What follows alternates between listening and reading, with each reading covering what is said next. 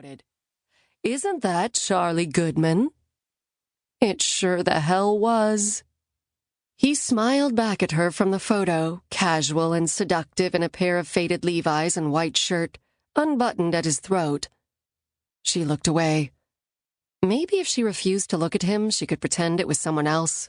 Someone other than New York Magazine's sexiest mixologist. Someone other than Charlie Goodman. Talk about karma biting her in the butt. Adam leaned back in his chair. "I dare you," written all over his face. "Think your new dating app can handle him?"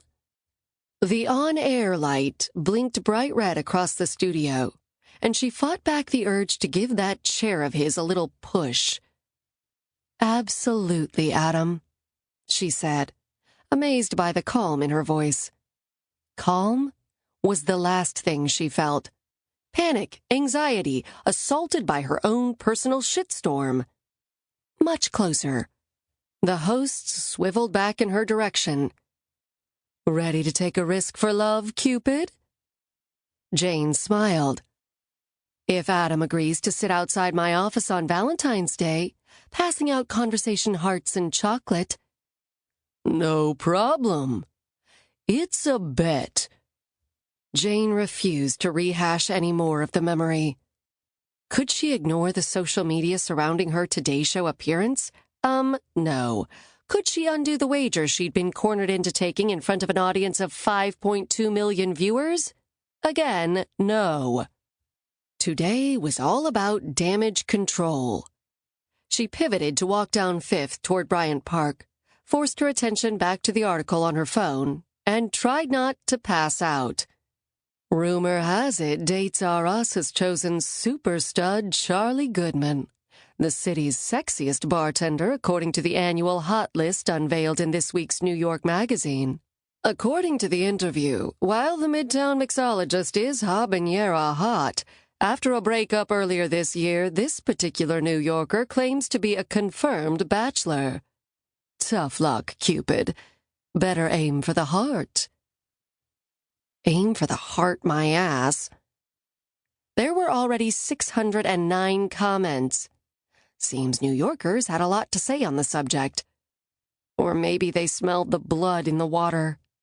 She glared at the screen, looking for a loophole, wiggle room even. But no. Damn her for staring at Kathy Lee like a tourist in the middle of Times Square. Unable to take it anymore, she shoved the phone deep into her pocket, only to stop short in front of a local newsstand stacked with copies of the offending New York Magazine. Unbelievable. The man was literally everywhere. Charlie Goodman. He grinned at her from the cover, oozing sex and charm. She sighed. There was no way around it. She'd have to call him the man she'd grown up with. The man she'd fallen into bed with while on vacation in the Caymans 6 months ago. The man whose kiss made it hard for her to think or breathe. Her stomach fluttered at the thought. No. No fluttering stomachs. She balled her hands into fists and kept walking. That kind of passion couldn't be trusted.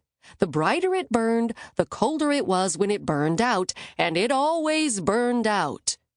Even when there was history like hers and Charlie's to back it up. Passion wasn't for her. She needed a safe, predictable guy. And during her 6 days with Charlie, nothing had felt safe. If anything, she'd been in a free fall, on the verge of falling hard and falling fast, right up until she'd seen him cozy up to the rum runner girl the very night she'd planned to ask him to give things a shot when they got back to New York. After dumping him unceremoniously via cocktail napkin, she'd made herself a promise. No more free fall. She bit down on her bottom lip. Okay, so it was perhaps a tad more complicated than just seeing him chat up another woman. But she wouldn't go there. They hadn't spoken in 23.5 weeks. They'd ruined their friendship the second they'd slept together, so there'd been no point. Yeah, Charlie had called,